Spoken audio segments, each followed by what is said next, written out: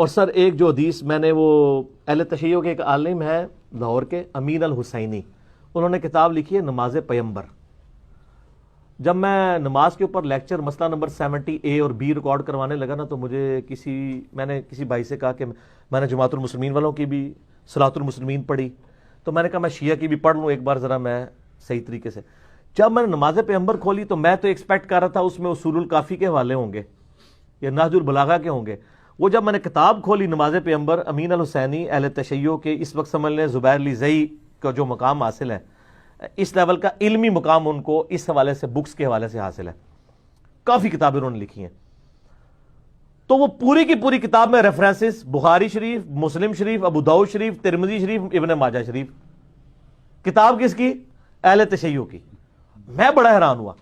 وہ میں جب حدیث پڑھی نا تو ادھر سے مجھے ایک ٹروتھ ریویل ہوا. میں ان کا نام اس لیے لے رہا ہوں کہ میں علمی خیانت نہیں کرتا، میں کسی کی اچیومنٹ کو اپنی اچیومنٹ بنا کے قتل نہیں پیش کرتا، یہ جرم ہے بہت بڑا.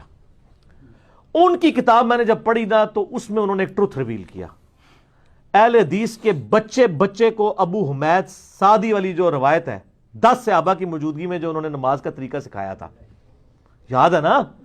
جو ابو داؤد کے اندر بھی ہے، ترمذی میں بھی ہے، امام ترمذی نے اسے حسن صحیح کہا ہے. یہ روایت جو ہے وہ آپ کو ابن ماجہ میں بھی ملے گی، سنن دارمی میں بھی ملے گی، مسند احمد میں بھی ملے گی. اس کے بعد یہ آپ کو روایت مشکات المصابیح میں ملے گی. لیکن جو ابو داؤد والا طریق ہے نا، چونکہ میں نے اکثر بیان کیا، اس کے مجھے نمبر بھی زبانی یاد ہے. سنن ابی داؤد میں 730 انٹرنیشنل نمبر کے مطابق.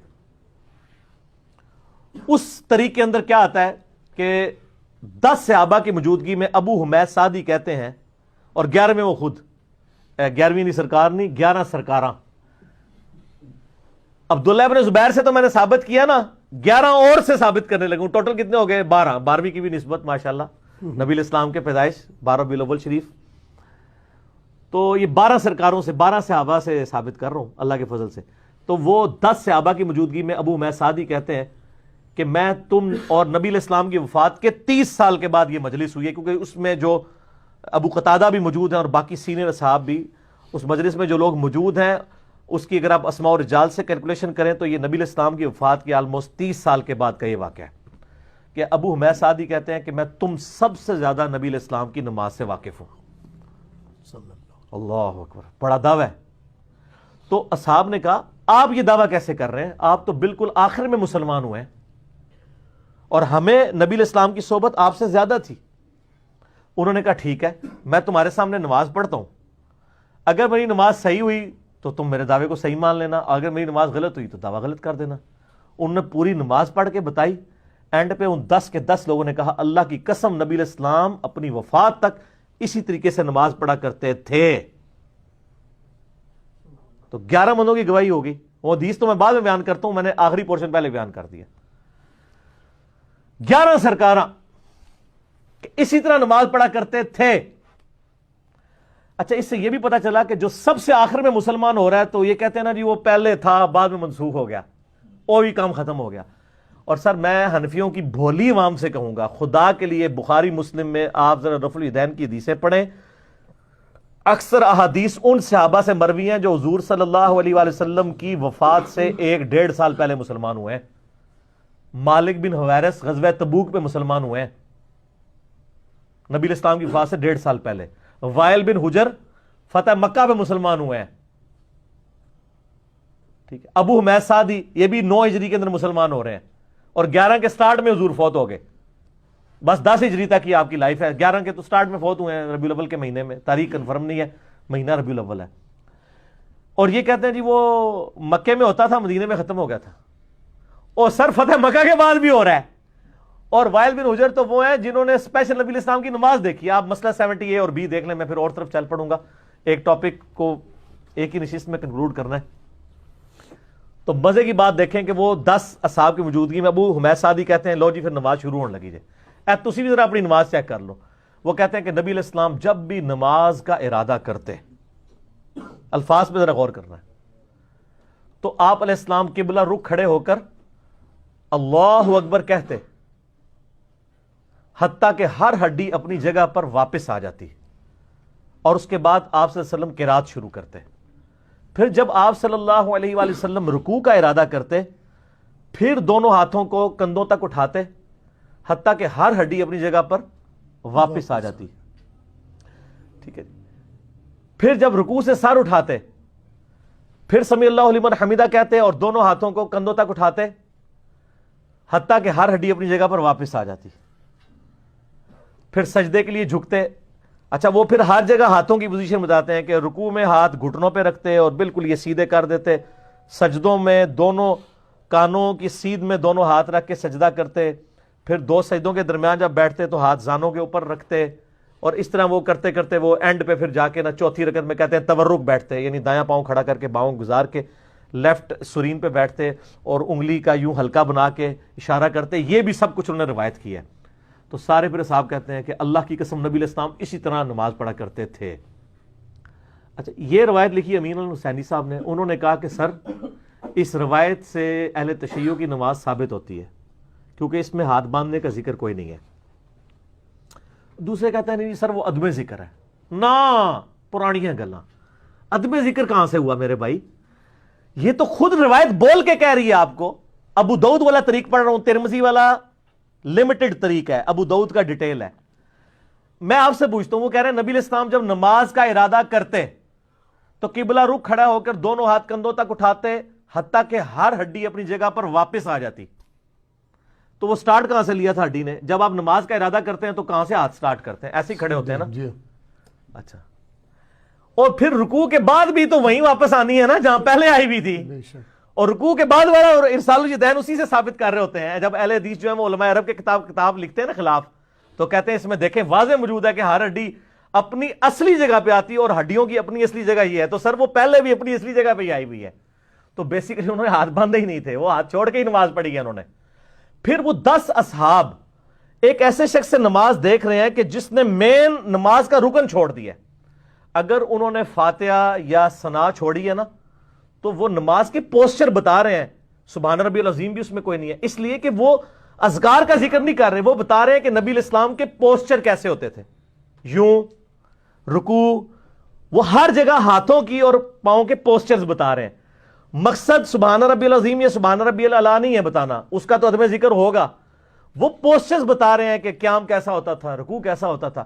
تو سر کسی 10 میں سے کسی کے دماغ میں نہیں آیا کہ سر جب آپ نے ارادہ کیا ہے تو ہر ہڈی اپنی جگہ کی بجائے دائیں ہاتھ بائیں پہ آتا تھا, یہ آپ کو ذکر کرنا چاہیے. سر وہ نہیں کیا ہوا تھا انہوں نے. تو یہ حدیث مرفوع بھی بن گئی. عبداللہ ابن زبیر کا عمل تو تھا, یہ 11 صحابہ سے یہ بھی ثابت ہو گیا کہ نبی علیہ السلام بھی ہاتھ چھوڑ کر نماز پڑھا کرتے تھے. اور یہ بہت زبردست دلیل ہے, اور یہ ایسی دلیل ہے کہ جس کے آگے جب میں نے پہلی بار وہ پڑھا نا تو میں پھر اس کے اوپر قائل ہو گیا. میں نے کہا یار یہ بہت سٹرانگ چیز ہے. اور دیکھیں ابو داؤد تو اہل سنت کی کتاب ہے, اور جب ہم اہل سنت کے منہج کی بات کر رہے ہیں پھر ہم کسی کو نہیں کہیں گے یار منو کو پیش کیتی ہے. بھائی میری کتاب ہے تو میں اس کو ایکسیپٹ کروں گا, چاہے وہ کسی کو بھی سپورٹ کرے. بخاری مسلم میں احادیث رفع الیدین والی بھی مانیں گے, آل امیہ کے خلاف جو احادیث آئی ہیں وہ ہم نے ریسرچ پیپر کربلا والا لکھ دیا, وہ بھی مانیں گے. ہم 2 نمبری تو نہیں کریں گے کہ میٹھا میٹھا ہپ ہپ تے کوڑا کوڑا تھو تھو. اچھا یہ ابو حمید سعدی کی حدیث کا ایک حصہ نا بخاری شریف میں بھی ہے, پتہ ہے آپ کو, 10 صحابہ والی. اس کے ساتھ بھی انجینئرنگ کی ہے.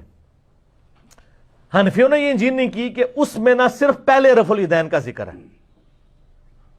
ٹھیک ہے, باقی وہ مختصر ہے, اینڈ پہ وہ تورک کا ذکر ہے. امام بخاری نے اس سے تورک کا رزلٹ نکالا ہے اس طریق سے.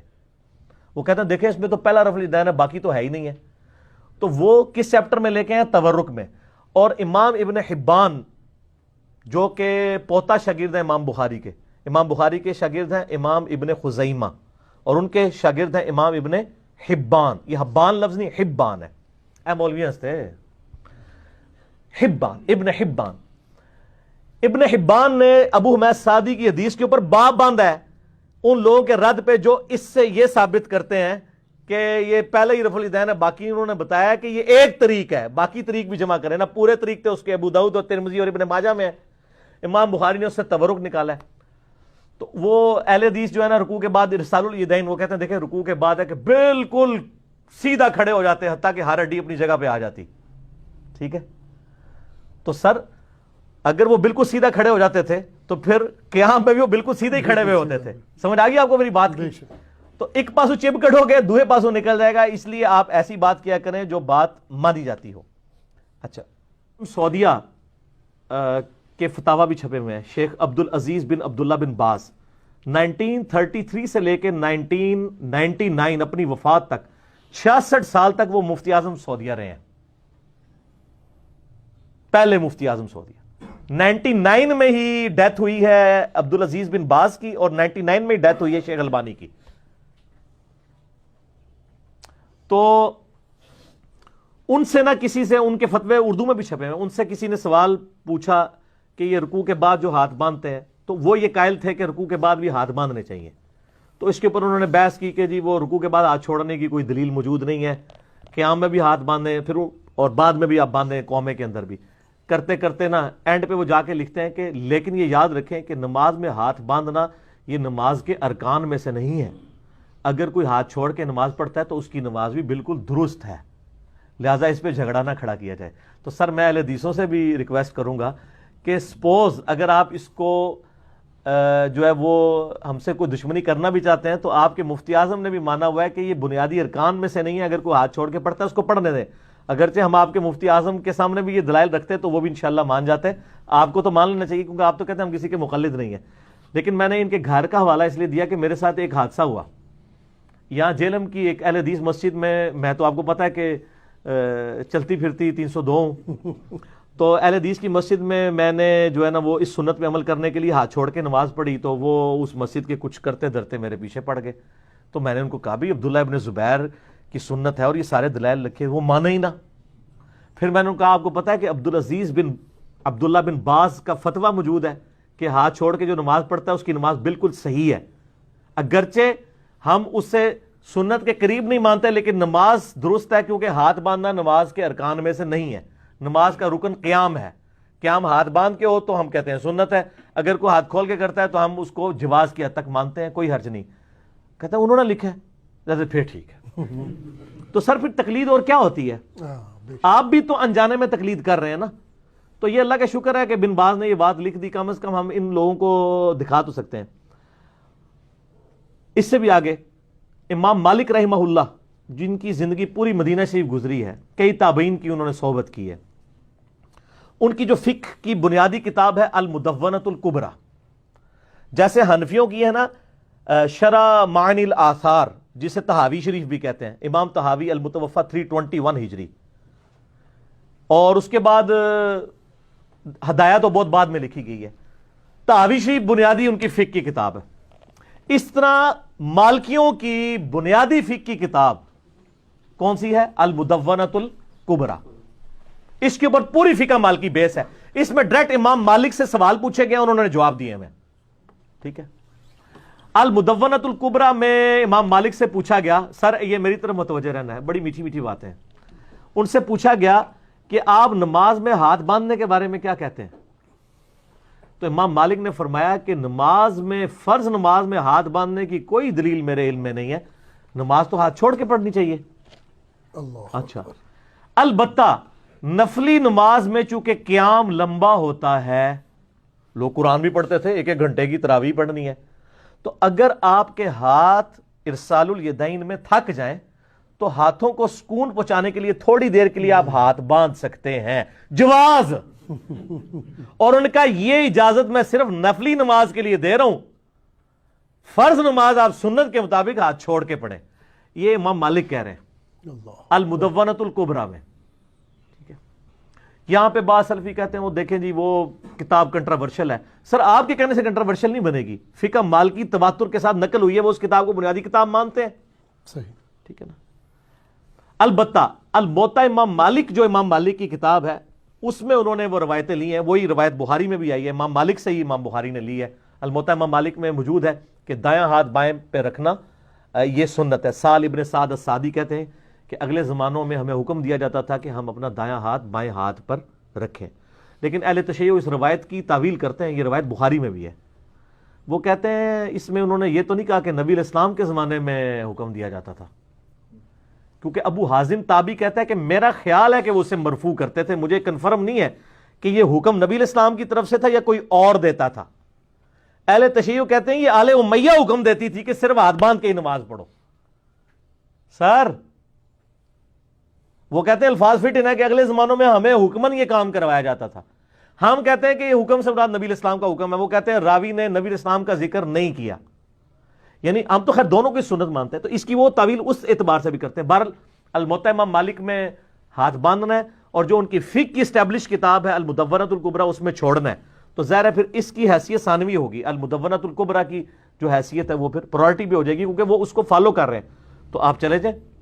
مالکیوں میں اس وقت بھی 2 گروہ ہیں, لیکن زیادہ تر ہاتھ چھوڑ کے نماز پڑھتے ہیں. مالکی میجارٹی ہاتھ چھوڑ کے نماز پڑھتے ہیں. سوڈان کے اندر چلے جائیں, موریتانیہ میں چلے جائیں, ایون آپ فلسطین میں چلے جائیں, آپ کو جو مالکی ہیں وہ ہاتھ چھوڑ کے نماز. میں نے خیر اسلام آباد میں کئی اسلامک یونیورسٹی کے اندر اسٹوڈنٹس ہیں جو مالکی ہیں, خصوصاً ابچی جتنے ہیں نا وہ مالکی ہیں. تو آپ نے دیکھا ہوگا, ہاں یہ اسلامک یونیورسٹی کے اسٹوڈنٹ ہیں, ان سے پوچھ لیں کہ وہ ہاتھ چھوڑ کے نماز پڑھتے ہیں نا. تو وہ اور اپنے آپ کو مالکی کہتے ہیں, اور رافضی تو نہیں کہتے نا, مالکی ہیں. تو وہ مالکی ہیں اور وہ المدونۃ الکبریٰ کو فالو کر رہے ہوتے ہیں.